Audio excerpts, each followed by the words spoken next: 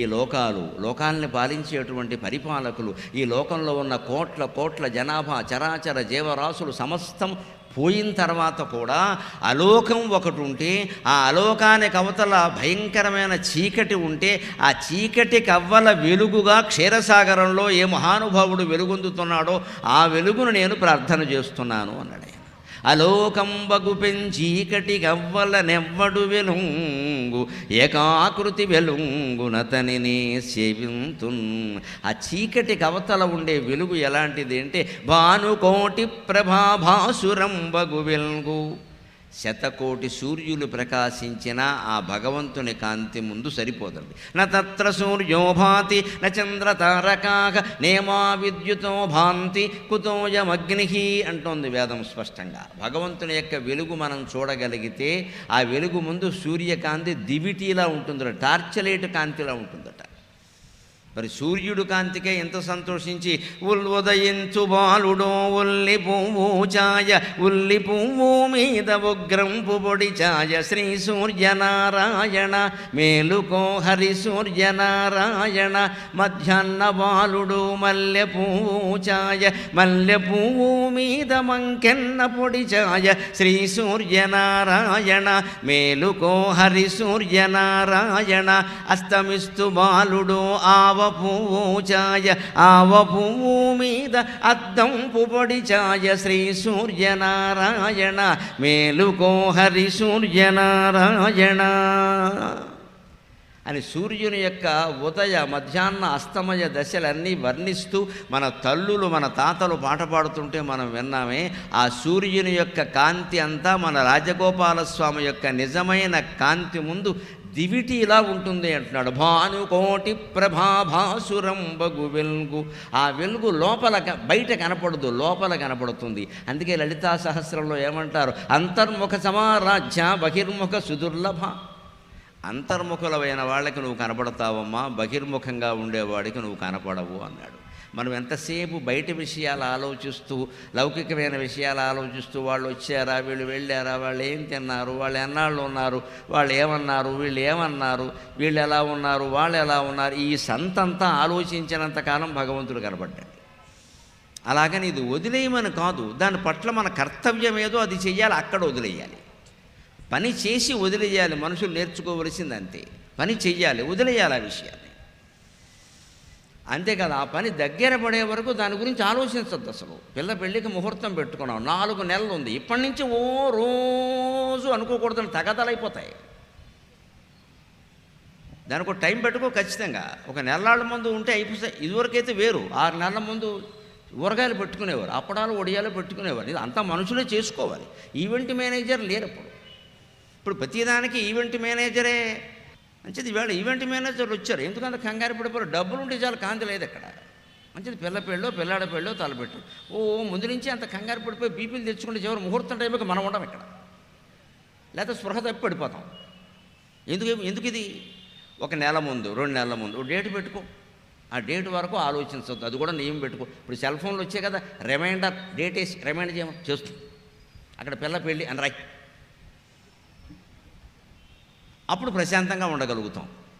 ఇంట్లో చేసుకునే పనులన్నీ ప్రశాంతంగా చేసుకుంటాం, శుభ్రంగా తింటాం, పడుకుంటాం, పుస్తకాలు చదువుకుంటాం, గుళ్ళో కడతాం, ధ్యానం చేసుకుంటాం.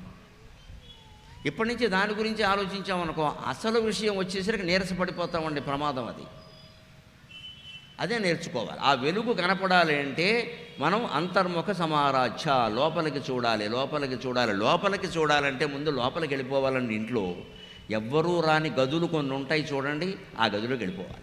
ఎవ్వరూ రాని గదులు. నేను లాయర్ గారి ఇంట్లో చూశాను, చాలా గదులు ఉన్నాయి. వచ్చి ఇక్కడ మకం పెట్టేద్దాం అనుకుంటున్నాను నేను, ఖాళీగా ఉన్నాయన్నీ. ఆయన పుస్తకాలు ఉన్నాయి, అక్కడక్కడ ఉంటాయి కొన్ని. హాయిగా ధ్యానం చేసుకోవచ్చు. నేను మధ్యాహ్నం నాకు ఇచ్చిన వసతులు ఉండి నేను ధ్యానం చేసుకున్నాను. అనుమానం వల్ల వారు వస్తారండి, వీరు వస్తాయని, వేణుగోపాలస్వామి అనవ వస్తాడా అని అడిగాను. రారన్నారు. నాకు ఇంకెవడో అనవసరం అని చెప్పాను నేను. ఆయన రానప్పుడు వీళ్ళందరూ ఎందుకంటే ఇక్కడ ఊళ్ళో వాళ్ళు నన్ను చూడడానికి ఏం చూస్తాం? ఒక 100 మంది వస్తారమ్మా, సాయంత్రం పద్యాలన్నీ మర్చిపోతాను, ఏమి ఉండదు ఇక్కడ. వీళ్ళే గుర్తుంటారు, ఇక్కడ వచ్చిన మొహాలన్నీ గుర్తుంటాయి. వస్తారు చూడడానికి, అందరూ తలోశాలు కప్పుతారు. దేనికి ఇవన్నీ?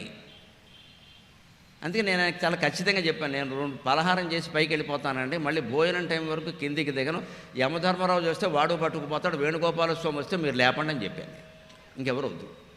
యమధర్మరాజుకు మన పర్మిషన్ అవసరం లేదు, వాడు తీసుకుపోతాడు. వేణుగోపాల స్వామి వస్తే చెప్పండి, ఇంకెవరు వచ్చినా నాకు చెప్పొద్దు, నేను రాను. మధ్యాహ్నం భోజనం చేసి ఎంత సుఖంగా చేసి వేసుకుని హాయిగా పడుకున్నాను, నా పద్యాలు నేను పాడుకుంటూ కూర్చున్నాను. ఇదే అంతర్ముఖ సమారాధ్య. నేను చేయవలసిన పని ఏమిటో అది చేయాలి, కానీ ఊళ్ళో వాళ్ళందరినీ కలవడం నాకేం పని అండి? అందులో ఎన్నికల సీజన్, ప్రమాదం కూడా అనేది కలిస్తే గొడవ ఫోటో తీసి నీ పార్టీ అంటాడు, లేనిపోను గొడవ. ఎందుకు ఇది?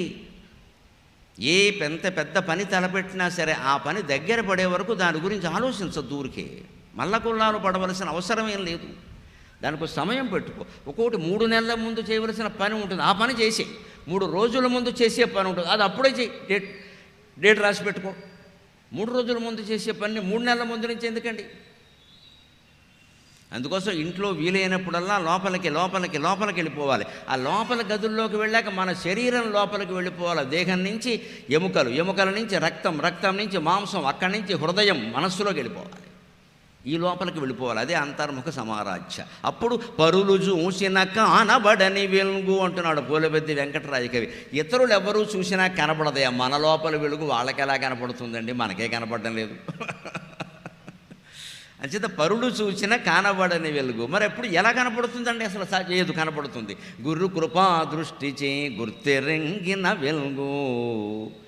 గురువుల యొక్క దయ ఉంటే తప్ప అది కనపడదు. గురువు అంటే మళ్ళీ వేణుగోపాలస్వామి. ఆ భగవద్గీత చదవడం, దాని తాత్పర్యాలు నేర్చుకోవడం, ఆచరణలో పెట్టడం. రోజు పడుకునే ముందు 2 శ్లోకాలు భగవద్గీత తాత్పర్యాలతో సహా చదివి పడుకోండి. 700 శ్లోకాలు ఉన్నాయి. 574 శ్లోకాలు కృష్ణుడు చెప్పాడు, 84 శ్లోకాలు అర్జునుడు అడిగినటువంటి ప్రశ్నలు ఉన్నాయి, 41 శ్లోకాలు సంజయుడు వర్ణించినవి ఉన్నాయి, 1 శ్లోకం ధృతరాష్ట్రుడు చెప్పాడు. ఆ 1 శ్లోకమే మొత్తం 700కి మూలం. మొత్తం 700 శ్లోకాలు ఉన్నాయి. మీరు రోజుకి 2 రాత్రి పడుకోబోయే ముందు చదివి ఆ పుస్తకం అక్కడ పెట్టి అక్కడ ఉన్న దీపం ఆర్పేసి మీరు పడుకుంటే ఒక ఏడాది అయ్యేసరికి 2 ఆవృత్తులు అవుతాయండి పూర్తిగా. 365 రోజులు కదా, 700. ఏడాది అయ్యేసరికి ఒకసారి ఒక ఆవృత్తి అయిపోతుంది. ఒక 3 ఏళ్ళు అయ్యాక మీ జీవితంలో చూడండి అద్భుతమైన మార్పులు జరుగుతాయి. తేషాం నిత్యాభియుక్తానాం యోగక్షేమం వహామ్యహం. నిత్య అభియుక్తానాం అంటే అర్థం అది. రోజు నాతో పడి ఏడుస్తాడయ్యా, నా పుస్తకాలు చదువుతాడయ్యా, నా గురించే మాట్లాడతాడయ్యా, వాడి గురించి నేను పట్టించుకోకపోతే ఎవడు పట్టించుకుంటాడు అని భగవంతుడు ప్రతిజ్ఞ చేశాడు 9వ అధ్యాయంలో. జ్ఞాని అయిన వాడు, నాకు నిత్యానుబంధం కలిగిన వాడు, వాడిని నేను చూసుకుంటాను. ఎందుకంటే వాడిని ఎప్పుడూ నా గురించి ఏడుస్తున్నాడు. వాడు ఐశ్వర్యము, సంపదలు, ఏమీ పేరు, కీర్తి ఏం ఆశించట్లేదు. వాడు దేవుడో అంటున్నాడు. మరి వాడి గురించి నేను అనద్దా? వాడు నా గురించి దేవులాడుతుంటే నేను వాడి గురించి దేవులాడద్దా? నేను వాడిని చూసుకుంటా, మిగిలిన వాళ్ళు నాకెందుకు అన్నాడు ఆయన. అందుకని ఇతరులు చూస్తే కనపడదండి అది. ఎందుకంటే వాళ్ళకి మనం శరీరం కనపడుతుంది, లోపల మనకు కనపడే వెలుగు వాళ్ళకి ఎలా కనపడుతుంది? మన లోపల వెలుగు మనకే కష్టంగా ఉంది. ఎవరి వల్ల కనపడుతుంది? గురు కృపా దృష్టి చే గురు తెరింగిన వెలుగు. ఎవరండి గురువు? కృష్ణం వందే జగద్గురుం, శ్రీకృష్ణం వందే జగద్గురుం, వసుదేవసుతం దేవం కంసచాణూరమర్దనం దేవకీ పరమానందం. కృష్ణం వందే జగద్గురుం, శ్రీకృష్ణం వందే జగద్గురుం. ఆ శ్రీకృష్ణుని యొక్క దయ ఉంటే తప్ప ఆ వెలుగును మనం గుర్తించలేము. అమృతంపు వృష్టి చే అలరు వెలుగు. ఆ ఒక్కసారి ఆ లోపలి వెలుగుని మనం చూశాక శరీరం అంతా చల్లగా హాయిగా అమృతం కురిసినట్టుగా ఉంటుందమ్మా, అమృతం కురిసినట్టుగా ఉంటుంది. అందుకని అమృతంపు వృష్టి చే అలరు వెలుగు. ఆ అమృత వృష్టితో అలరేటువంటి లోపల వెలుగే ఇక్కడ దేవాలయంలో విగ్రహం రూపంలో వెలుగుతోంది. ఘనని విద్యుల్లతా పరివేష్టితం బగు వెలుగు, ఘననీల కాంతుల గ్రక్కు వెలుగు. ఈ వెలుగును చూసిన వాళ్ళ గొప్పతనం ఏమిటో తెలుసా? ఆ వెలుగును వాళ్ళు దర్శిస్తే అదే సమాన స్థాయి కలిగిన వాళ్ళకి ఈ వ్యక్తి వెనకాల ఉండే మండలాకారం కనబడుతుంది. విద్యుల్లతా పరివేష్టితంబగు వెల్గు అంటే అర్థం అది. జ్ఞాని అయిన వాడు, త్యాగరాజస్వామి లాంటి వాడు, అన్నమాచార్య లాంటి వాడు, ఆ దర్శనం పొందిన మహానుభావులు ఉంటారే, వారి వెనకాల ఒక మండలాకారం ఉంటుంది ఖచ్చితంగా. మనకి ఇప్పటికీ దివ్య పురుషుల క్యాలెండర్లు వేస్తే వాళ్ళ వెనకాల ఒక అర్ధచంద్రాకారంలో మండలం ఉంటుంది. మీరు గమనించండి. మహానుభావులు ఎవరి బొమ్మ వేసినా ఒక మండలాకారం. దాన్ని తెలుగులో ఏమంటారో తెలుసా? ఆరా అంటారు. ఆరా పోలీసు వారికి బాగా తెలుస్తుంది. ఆరా తీశారు ఇదే ఆరా. ఒక నేరం జరిగితే ఆరా తీయగా బయటపడిన విషయాలు ఏమిటంటే అంటాడు. ఆరా అంటే ఏంటి?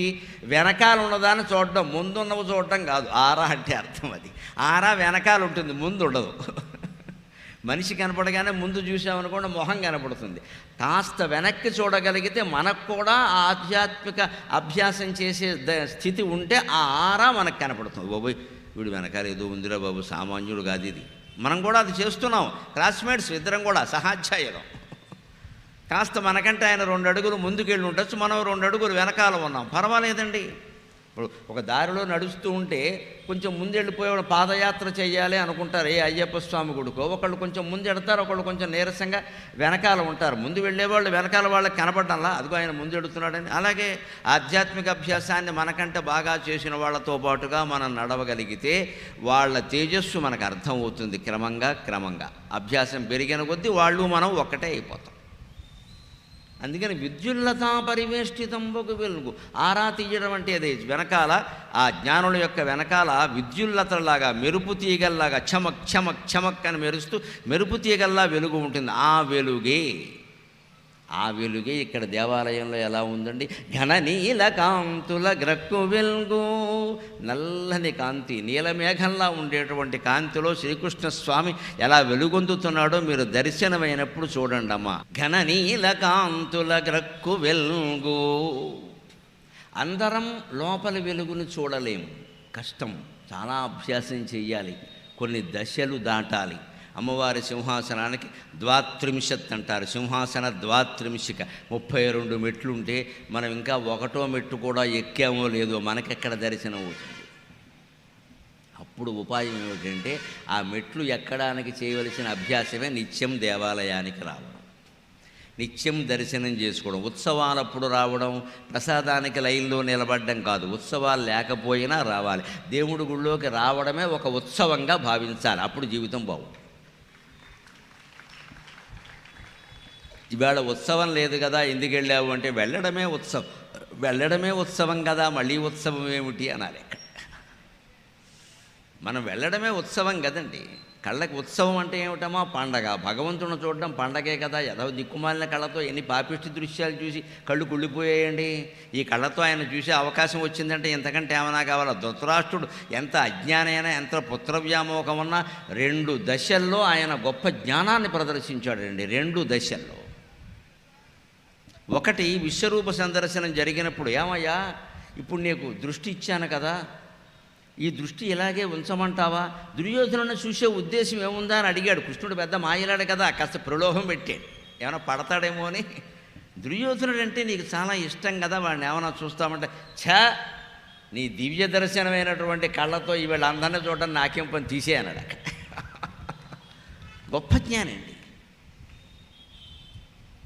ఇంకొక దశ ఏమిటి అంటే ఖచ్చితంగా ఆయన పాండవుల ఇంట్లో, యుద్ధం అంతా అయిపోయిన తర్వాత పాండవుల ఇంట్లో ఉన్నప్పుడు ఒక దశలో ధర్మరాజు, పెదనాన్నగారు ఈ రాజ్యం మీది, మా నాన్నగారు మీకు ఇచ్చారు, ఆయన సింహాసనం మీద కూర్చునే యోగ్యత ఉన్న, పట్టాభిషేకం ఆయనకే జరిగిన మీకు ఇచ్చారు, అందుకని మీరు బాధపడద్దు, నేను మళ్ళీ మీకు ఇస్తాను, మీరు కూర్చోండి సింహాసనం మీద ఇప్పుడు కూడా అంటే, వద్దయ్యా అదే కదయ్యా నన్ను మామూలుగా గుడ్డివాడిని చేయకుండా మదాంధుణ్ణి కూడా చేసేసింది ఆ సింహాసనమే కదయ్యా, నాకు వద్దు అన్నాడు ధృతరాష్ట్రుడు. ఖచ్చితంగా ఇది ఒక జ్ఞాని అనే మాట. ఈవేళ మనం చూస్తూనే ఉన్నాం. అంతవరకు నీతిపరులు అనుకున్న వాళ్ళు అధికారం రాగానే ఏ రకంగా అవినీతిపరులు అయిపోతారో చూస్తూనే ఉన్నాం. అది వేరే చెప్పక్కర్లేదు ప్రత్యేకంగా. అంతవరకు బాగానే ఉన్నారండి, మహా ఉద్యమాలన్నీ చేశారండి నైతికంగా, అవినీతికి వ్యతిరేకంగా. ఈవేళ వాళ్ళే అవినీతి పరులు అయ్యారట, కోట్లు మింగారటంటే వినడానికి విచిత్రంగా ఉంది, నమ్మశక్యం కావడం లేదు. కానీ నిజం. అంటే అధికారం మనిషిని పాడు చేస్తుంది ఖచ్చితంగా. ఒక కుటుంబంలో అధికారమే పాడు చేస్తుంది, ఇక రాజ్యంలో అధికారం పాడు చేస్తుందని చెప్పక్కల్లా. ఈ అధికారం కోసం మనం ఎన్ని హత్యలు చేయాలా, ఇంత పాకులాడాలా, అవసరమా అది?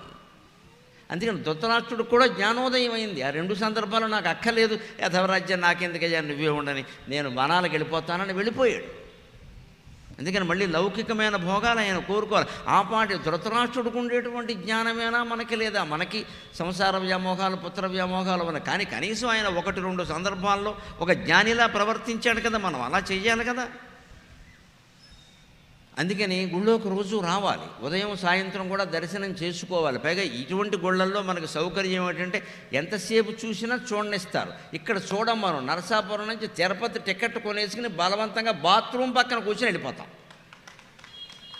బాత్రూమ్ పక్కన కూర్చుని ఎంతసేవో, ఎవడు కూర్చోమన్నాడు నేను మొక్కుకున్నా, ఎవడు మొక్కుకోమన్నాడు? ఇక్కడ మొక్కుకోరాదా? ఖాళీగా ఉన్నాడు ఆయన, మొక్కోడు.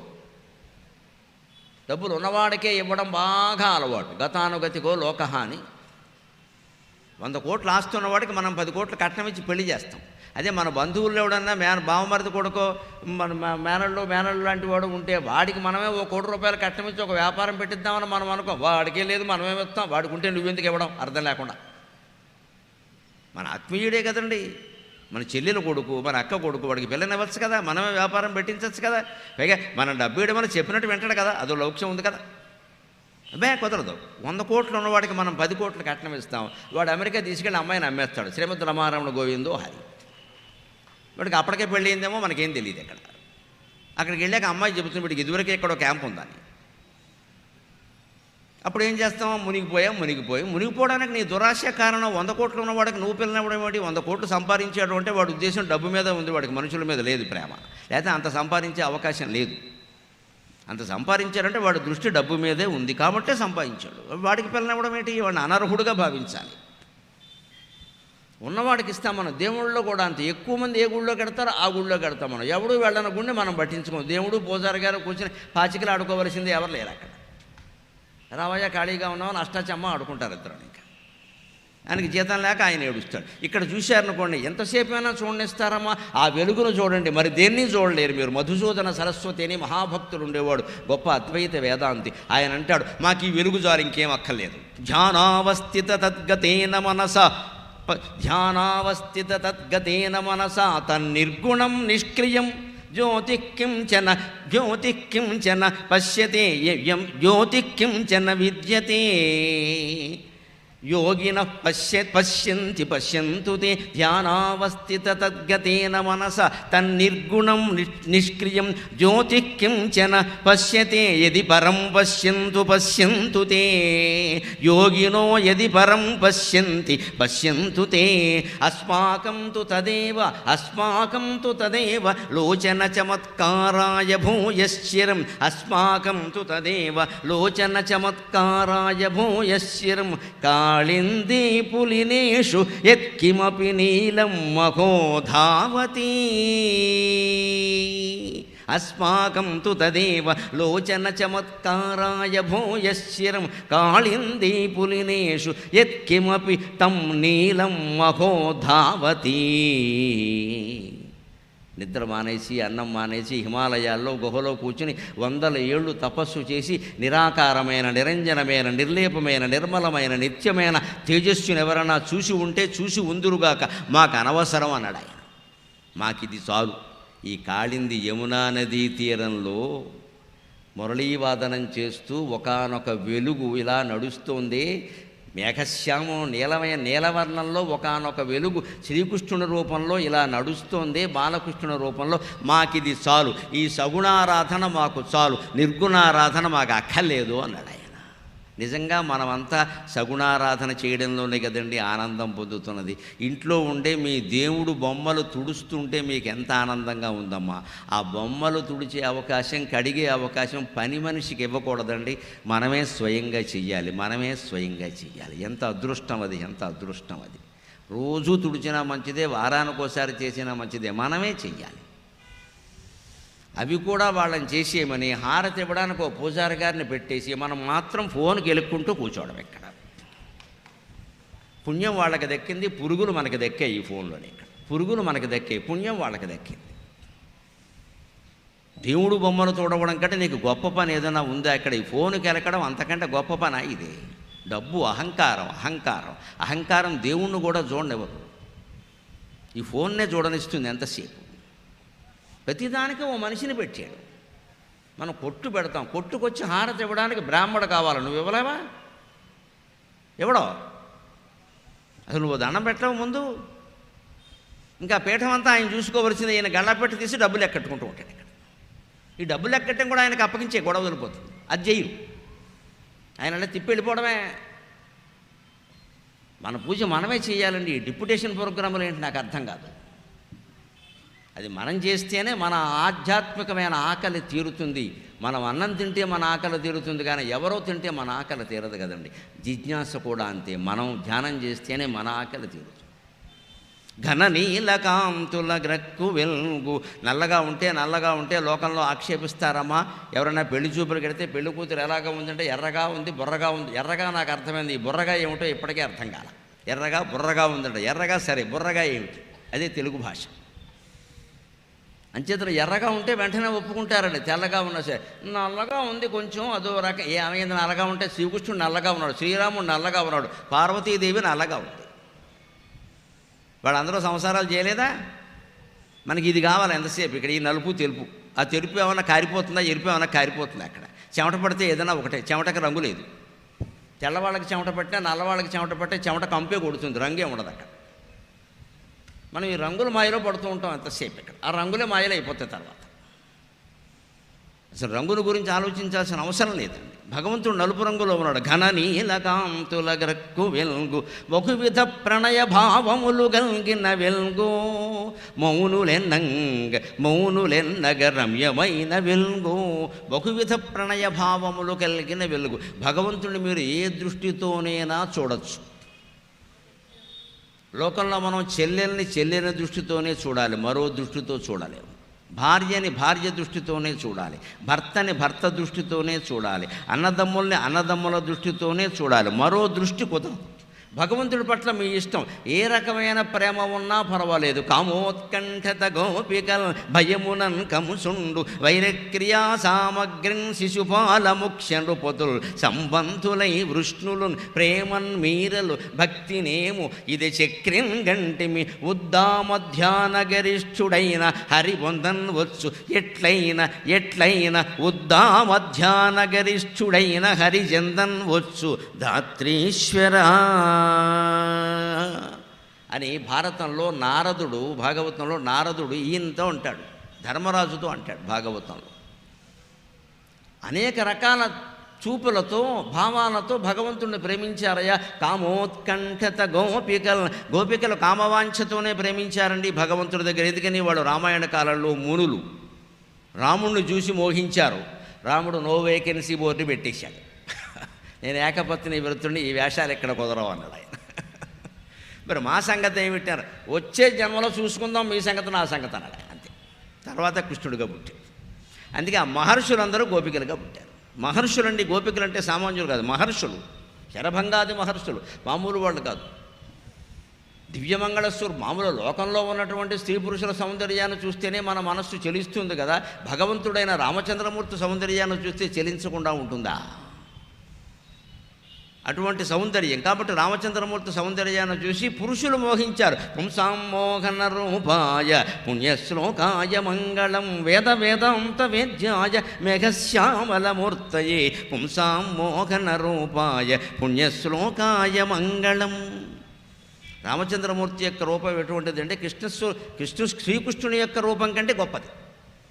శ్రీకృష్ణుని యొక్క రూపం కంటే గొప్పది. కృష్ణాలయంలో ఉండి నేను ఈ మాట చెబుతున్నా, కృష్ణుడు ఎదురుగా వచ్చి అడిగినా నేను వాదిస్తా. లాయర్ గారు పెట్టిన కార్యక్రమం ఇది. వాదించడం నాకు ఒక నేర్పక్కర్లేదు.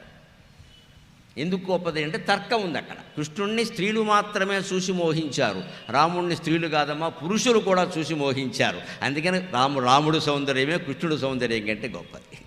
ఒక స్త్రీ అందంగా ఉందని పురుషుడు చెప్పడం గొప్ప విషయం కాదు. ఏ పురుషుడికైనా భార్య తప్పితే అందరి సౌందర్యాలు బాగా నచ్చుతాయి. భార్య ఎందుకు నచ్చదంటే అప్పటికే పెళ్ళి అయిపోయింది, 10 ఏళ్ళు అయింది కాబట్టి. నవ్వకముందు ఆవిడే నచ్చింది. వాడి కర్మ దాని కర్మ. అయితే లోకంలో స్త్రీ సౌందర్యాన్ని పురుషుడు మెచ్చుకోవడం పెద్ద విషయం కాదు. సాటి స్త్రీ చూసి నీ అందం చూసి నేను అసూయపడుతున్నానంటే ఆ స్త్రీ అందంగా ఉన్నట్లు లెక్క.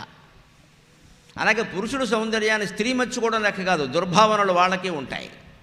మరో పురుషుడు మెచ్చుకోవలే చాలా అందంగా ఉన్నావురా అని మరొక పురుషుడు అంటే వాడు అందంగా ఉన్నట్లు లెక్క.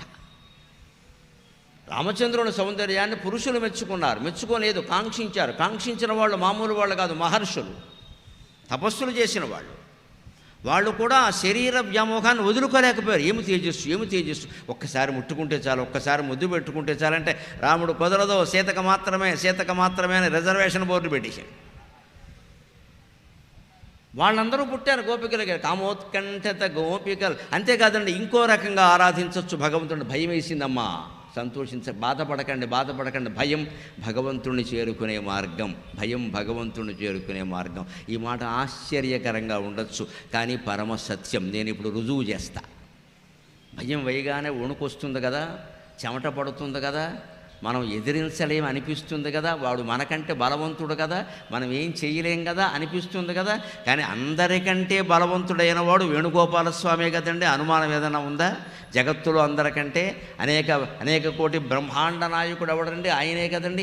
ఆయన్ని శరణు వేడామనుకోండి మన భయం పోయినట్టే కదా. అంచేత భయం కారణంగా భగవద్భక్తి పెరుగుతుంది. భయాన్ని సైతం అనుకూలంగా మార్చుకోవచ్చు. భయం వేసినప్పుడు మీ ఇంట్లో పూజా మందిరంలోకి వెళ్ళిపోండి, తలుపు వేసేయండి, చిడతేసేయండి. మీ ఇంట్లో మీ ఇష్టదేవం ఎవరుంటే ఆయన కాళ్ళ మీద చేయి పెట్టండి. ఈ ఏడిచే ఏడిపేదో అక్కడేయండి. ఈ ఫోన్లో మాటలేవో ఆయనతో మాట్లాడండి. నాయనా నువ్వు కాపాడు. నేను తప్పు చెయ్యలేదు. మనం తప్పు చేసి కాపాడమని అడగకూడదండి. మనమే తప్పు చేస్తే కాళ్ళు పట్టుకుని చేశాను, పొరపాటుని చేశాను, చాపల్యం కొద్దీ చేశాను, ఏదో పిచ్చెక్కి చేశాను, నన్ను క్షమించు. నేను ఈ దాడి తట్టుకోలేను, నేను ఈ గొడవ పడలేను, నన్ను క్షమించు. నకురియాం పునరితి విపరీత ప్రతితాపేన నకురియాం పునరితి అని వ్యాసభారతంలో వ్యాసుడు చెబుతాడు. ఎంత మహాపాపం చేసినా సరే మళ్ళీ చెయ్యను అని విపరీతమైన పశ్చాత్తాపంతో భగవంతుడి పాదాల దగ్గర 2 కన్నీటి బొట్లు రాల్చగలిగితే ఆ పాపం ఆ క్షణంతో పోయినట్టే అన్నాడమ్మా. ఆ క్షణంతో పోయినట్టే. సందేహించక్కల్లా. దీనికి పక్కింటి వాళ్ళని పిలవద్దు, పత్రికల వాళ్ళని పిలవద్దు. మన పూజా మందిరంలోకి మనం వెళ్ళిపోతాం. మనం ఒక్కళ్ళమే ఉంటాం. భార్య కూడా ఉండదు, భర్త కూడా ఉండడు, ఎవరూ ఉండకూడదు. తర్వాత దెప్పుతారు. చాలా ప్రమాదం ఇది. వాళ్ళకి చెప్పామంటే దెప్పుతారు. ఈవేళేమో ఊరుకుంటారు, నిజాయితీగా చెప్పామంటారు. రేపొద్దున జీవితాంతం దెప్పుతారు. ఇక్కడ చెప్పకూడదండి, చెప్పాల్సిన అవసరం కూడా లేదండి. అంత అవకాశం హిందూ ధర్మంలో ఉంది మీకు. ఇక్కడ ఆ దేవత కాళ్ళ మీద పడి వెంటనే నమస్కారం చేసి నేను చేశాను, నిజమే, కామవాంఛ కొద్దీ చేశాను, వ్యామోహం కొద్దీ చేశాను, చాపల్యం కొద్దీ చేశాను, డబ్బు కోసం చేశాను, పిచ్చెక్కి చేశాను, ఏదో చేశాను, అయిపోయింది, తెలియని వయస్సులో చేశాను, ఇంత కర్మ నేను ఇప్పుడు అనుభవించలేను అని భగవంతుడి పాదాలు పట్టుకుంటే తక్షణం ఆ పాపం రద్దయిపోతుందమ్మా. అనుమానమే లేదు. పశ్చాత్తాపమే పాపానికి పరిహారం. ఆ తీర్థాల్లో మునగడం, దేవతలను సేవించడం, మొక్కుబళ్ళు ఇవ్వడం కాదు, పశ్చాత్తాపాన్ని మించింది లేదు. అటువంటి వెలుగని. అందుకని వైరక్రియా సామగ్రిని కంసుడు భయం కారణంగా మోక్షం పొందాడు. కంసుడు భయపడ్డాడు కృష్ణుడు వచ్చి చంపుతాడేమో అని. ఆ భయంతో ఏం చేశాట కంసుడు? తిరుగుచు కూర్చుచు లేచుచు అరుగును, తిరుగుచు కుడుచుచు లేచుచు అరుగుచు కూర్చొనుచు లేచుచు అనవరతంబున హరిదలచి కంసుండా భయమున హరిని చేరే హరిదలచి నిరతము అంటాడు. కూర్చున్నా సరే, నిలబడినా సరే, అన్నం తింటున్నా సరే, నీళ్లు తాగుతున్నా సరే, ఏం చేస్తున్నా సరే కృష్ణుడు వస్తాడేమో చంపేస్తాడేమో అని భయపడి గోవింద నామస్మరణ విపరీతంగా చేశాడు. కాబట్టే సరిపోగానే కంసుడికి మోక్షం వచ్చిందమ్మా. అనుమానం ఏం లేదు, మోక్షం వచ్చింది. తిరుగుచు కుడుచుచు త్రావుచు అరుగుచు కూర్చొనుచు లేచు చనవరతంబున్ హరి తలచి తలచి జగమా హరిమయముగ చూచ కంసుడు ఆరని అలుకన్. మనం భయంతో కూడా, కోపంతో కూడా, శత్రుత్వంతో కూడా భగవంతుడిని ఆరాధించవచ్చు. లోకంలో ఎవరిని ఆరాధించలేం. భయపడి ఎవరినైనా శరణు కోరామనుకోండి, అన్నా నువ్వు రక్షించు అని, అక్కడి నుంచి వాడు పెత్తనం చేస్తాడు మన మీద. అప్పుడు రక్షిస్తాడు. తర్వాత కింద పడిపోయాడు, నేనే కాపాడా అంటాడు. ఇక్కడ మళ్ళీ ఇదో పోజు. ఇక్కడ ఇక జీవితాంతం వాడికి బానిసలు అవ్వాలి మనం. లేదు ఆర్థికమైన దరిద్రంలో పడి ఎవరినో ఆదుకోమని అడిగామనికి ఇంకా వాడే మన రక్షించినట్టు జీవితం అంతా పోజు కొట్టేస్తాడు. అడిగేదేదో భగవంతుడిని అడిగితే మనం చేసిన కష్టానికి ఫలమే. సత్యనారాయణ వ్రతంలో కట్టెలు మొక్కునేవాడు వ్రతం చేస్తానని మొక్కుకుంటే ఆ రోజు వచ్చేటువంటి సొమ్ము కంటే రెట్టింపు సొమ్ము వచ్చిందని రాశారు కథలో. అలాగ మనం చేసినట్టు పెట్టినటువంటి కిళ్ళీ కొట్టులోనే ఆ రోజు వచ్చే రూపాయలకి రెట్టింపు రూపాయలు వస్తాయి. అనుమానం ఇలా ఎందుకు వస్తాయంటే భగవంతుడు దయ. ఆయనే 10 మంది ఖాతాదారుల రూపంలో వచ్చి 10 సోడాలు తాగేస్తాడు, 10 కూల్ డ్రింకులు తాగేస్తాడు, 10 కిళ్ళీలు వేసుకుంటాడు. నువ్వు అడగని సొమ్ము నీకు ఇచ్చేస్తాడు, ఎందుకంటే నువ్వు ఆయన్ని అడిగావు, అంతే లెక్క. ఆ వ్యాపారం అద్భుతంగా ఒక భక్తి వ్యవహారంగా మారిపోతుంది. భగవంతుని కరుణ అటువంటిది. దాన్ని నమ్మడం మానేసి వీళ్ళందరినీ నమ్మడం ఏంటంటే మనకి. అందుకని ఏ భావంతో నువ్వు సేవించిన, అందుకే బహువిధ ప్రణయ భావములు కలిగిన వెలుగు మౌనులెన్నగ రమ్యమైన వెలుగు. మహర్షులు ఎప్పుడూ మనస్సులో రమ్యంగా ఆ వెలుగును చూడాలనే ప్రార్థన చేస్తారు. వందే విష్ణు భవభయకరం సర్వలోకైకనాథం యోగి హృద్యానగమ్యం శాంతాకారం భుజగశయనం పద్మనాభం సురేశం విశ్వాకారం గగన సదృశం మేఘవర్ణం శుభాంగం లక్ష్మీకాంతం కమల నయనం యోగి హృదయానగమ్యం. యోగుల హృదయమే తన ప్రయాణానికి గమ్యంగా పెట్టుకున్న మహానుభావుడు ఆయన. అందుకే ఇక్కడ ఏమంటున్నాడంటే పోలిబెద్ది వెంకటరాజ కవి ఈ శతకంలో మౌనులెన్నగ రమ్యమైన వెలుగు ఆది మధ్యంతరహితమైనట్టి వెలుగు. ఆ వెలుగు వృత్తాకారంలో ఉంటుంది. ఆది మధ్య అంతరహితం అంటే ఏదో కవిత్వం కోసం తత్వం కోసం చెప్పిన మాట కాదు. Most practical. గణితం తెలిసిన వారికి ఎవరికైనా ఈ విషయం అర్థమవుతుంది. ఒక గీత గీస్తే ఈ చివర ఆ చివర ఉంటుంది, ఆది అంతం. కాబట్టి మధ్య కూడా ఉంటుంది, అంతే కదా. ఈ గొట్టం ఉంది అంటే ఈ ఇది ఈ చివర, ఇది ఆది, ఇది అంతం. కాబట్టి ఇది మధ్య భాగం అని నిర్ధారణ చేయొచ్చు. ఆది అంతము లేనప్పుడు మధ్య ఎలా నిర్ధారణ చేస్తారండి? అనాది నిధనోధాత విధాత ధాతురుత్తమక అంటారు విష్ణు సహస్రంలో. అనాది నిధనక, ఆది లేదు నిధనము లేదు భగవంతుడికి. ఎందుకని? ఆయన ఆకారం గుండ్రంగా ఉంటుందమ్మా, ఇలా పొడుగ్గా ఉండదు. గుండ్రంగా ఉంది, వృత్తాకారం. పెన్సిల్ తోటి కాగితం మీద వృత్తాన్ని గీయండి, ఆదేమిటో అంతం ఏమిటో చెప్పండి చూద్దాం. వృత్తానికి ఆది ఎక్కడుందో అంతం ఎక్కడుందండి? ఇలా పొడుగ్గా గీత గీస్తే ఉంది, వంకరగా గీత గీసినా ఉంది, కానీ వృత్తాకారానికి ఆది అంతం ఉండవండి. అందుకని భగవంతుడు వృత్తాకారం. ఆ విషయాన్ని ఉపనిషత్తుల్లో ఎలా చెప్పారు? పూర్ణమిదం పూర్ణమదః పూర్ణాత్ పూర్ణముదచ్యతే పూర్ణస్య పూర్ణమాదాయ పూర్ణమేవావశిష్యతే. భగవంతుని ఆకారం పూర్ణానుస్వారం, సున్నా. గణిత శాస్త్రంలో సున్నా అనేది కనిపెట్టిన తర్వాతే లెక్కలన్నీ తేలేయి. లేకపోతే 9తో ఆగిపోవడమే అంకెలు. అన్నీ ఈవెన్ ఫిగర్స్. సరి సంఖ్యలు లేవు, బేసి సంఖ్య కింద ఏం వేసినా పోదు, సరి సంఖ్య అవ్వాలి. అందుకోసం సున్నా చేర్చారు. ఆ గణిత శాస్త్రంలో సున్నాని కనిపెట్టిన ఘనత భారతీయ శాస్త్రజ్ఞులదేనమ్మా. దాంతో 10 వచ్చింది. 10 నుంచి 11, 12, 13 మళ్ళీ వచ్చే లెక్క. ఆ సున్నాని భారతీయ శాస్త్రజ్ఞులు ఎలా కనిపెట్టగలిగారంటే పూర్ణమిదం పూర్ణమదః పూర్ణాత్ పూర్ణముదచ్యతే. భగవంతుని ఆకారం పూర్ణమని చెప్పారు కదా, ఆ పూర్ణానుస్వారం లేకుండా సమస్యలు పరిష్కారం అవుతాయా గణితంలో మాత్రం అని గణితంలో 0 కనిపెట్టాక దశాంశ స్థానం ఏర్పడింది. ఖచ్చితంగా ఎన్ని వేల కోట్లు ఉన్నా పరిష్కారం అయిపోయినాయి. ఖచ్చితంగా ఎన్ని వేల కోట్లు ఉన్నా సరే. భారతీయులు కనిపెట్టిన అంకెల సారం ఏమిటంటే 1, 100, 1000, 10,000, లక్ష, 10 లక్షలు, దాన్నే మిలియన్ అంటారు. 10 లక్షలు, కోటి, 10 కోట్లు, అంతవరకు మనం చెప్పగలం. తర్వాత ఉన్నాయి అర్బుదమబ్జం కర్వ నికర్వ మహాపద్మశంకవస్తస్మాత్ సముద్రాంతే మధ్యం పరార్థం అని ఉన్నాయి. అర్బుదం అంటే 10 కోట్లు, అబ్జం అంటే 100 కోట్లు. ఇప్పుడు 100 కోట్లు అవినీతి ఏదో జరిగింది అంటున్నారు. దానికి సంస్కృతంలో పెట్టిన పేరు అబ్జం అన్నారు. అబ్జం అంటే 100 కోట్లు, మనీ యూనిట్. అర్బుదం, అబ్జం, కర్వం, నికర్వం, మహాపద్మం, శంకు. ఇంకా దాని తర్వాత సముద్రం అంతం మధ్యం పరార్థం, అంతిమంగా పరార్థం అన్నారు. అంటే ఏమిటో తెలుసా? మీకు లెక్క పెట్టాలని ఆసక్తి ఉంటే ఇంటికి వెళ్ళి లెక్క పెట్టండి. ఒకటి పక్కన 17 సున్నలు వేస్తే పరార్థం అవుతుందేమో. తెల్లవారులు లెక్క పెడుతూ కూర్చోండి, నాకంత ఓపిక లేదు. ఒకటి పక్కన 17 సున్నలు అంటే ఎంత అంటే 1000 కోట్ల కోట్లు, 1000 కోట్ల కోట్లు. అంతవరకు భారతీయ శాస్త్రజ్ఞులు లెక్కపెట్టి ఇంకేమైనా మీరు లెక్క పెట్టగలి చూసుకుంటారా అని చెప్పారు. అది భారతీయ శాస్త్రజ్ఞుల ఘనత, భారతీయ శాస్త్రజ్ఞుల ఘనత. ఆది మధ్యంతరహితమైనట్టి వెలుగు, ఆ వృత్తాకారంలో ఉండే వెలుగు ఉంది, దానికి ఆది లేదు అంతము లేదు. ఆది అంతము లేనప్పుడు మధ్య కూడా ఉండదు. ఇట్టి వెలుగును సేవింపనట్టి చెట్టవారికేల లభించు కైవల్య పదము. అటువంటి పరమాత్మని యొక్క వెలుగును సేవించిన వాడికి కైవల్యం ఎలా వస్తుందయ్యా? మదరిపు విపాల, మదించిన శత్రువుల్ని విపాల. పాలనం అంటే రక్షించడం, విపాలనం అంటే భక్షించడం.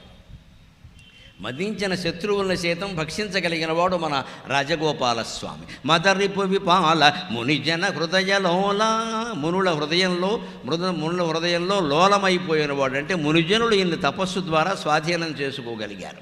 వేణు రాజగోపాల భక్త సంత్రాణశీల. ఓ రాజగోపాలస్వామి భక్త సంత్రాణశీల, భక్తులను రక్షించడమే నీ స్వభావంగా కలిగిన వాడివి. నీకు నమస్కారం.